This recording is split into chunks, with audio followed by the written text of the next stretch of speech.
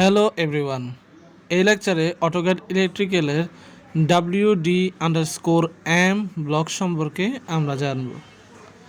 AutoCAD ইলেকট্রিক্যালের প্রতিটি ড্রয়িংয়ে একটি অদৃশ্য WD_M ব্লক নিয়ে গঠিত, যা ড্রয়িংটিকে অটোক্যাড ইলেকট্রিক্যালের সাথে সামঞ্জস্যপূর্ণ করে তোলে। এই ব্লকটিকে স্মার্ট ব্লকও বলা হয়। অটোক্যাড ইলেকট্রিক্যাল দ্বারা ব্যবহৃত একটি ড্রয়িংয়ের বেশিরভাগ সেটিংস এই ব্লকে সংরক্ষিত থাকে। এই ড্রয়িংটি WD_M.DWG নামে পরিচিত। WD_M.DWG এ বিভিন্ন বৈশিষ্ট্য থাকে, যা লেয়ারের নাম, ডিফল্ট সেটিংস ইত্যাদি নির্ধারণ করে।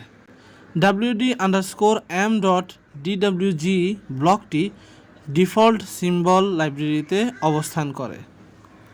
এখন যদি এই ব্লকটি বর্তমান অথবা নতুন ড্রয়িংয়ে না থাকে, আপনি যদি কোনো কম্পোনেন্ট অ্যাড করতে চান অথবা কোনো প্রপার্টিজ আপনি এডিট করতে চান, তখন কিন্তু একটি অ্যালার্ট বক্স প্রদর্শন করবে ডিসপ্লেতে।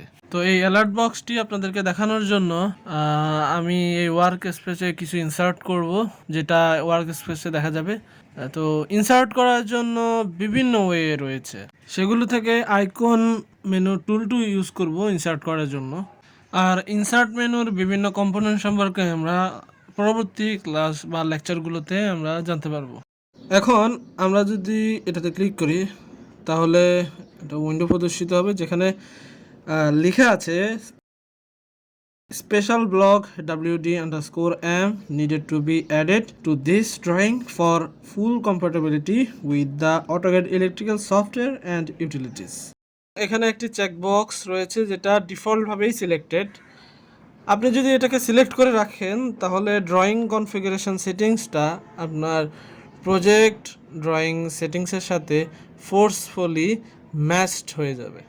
তো এই ব্লককে ইনসার্ট করার জন্য আমাদেরকে ওকে দিতে হবে, দেন কম্পোনেন্ট উইন্ডোগুলো দেখা যাবে।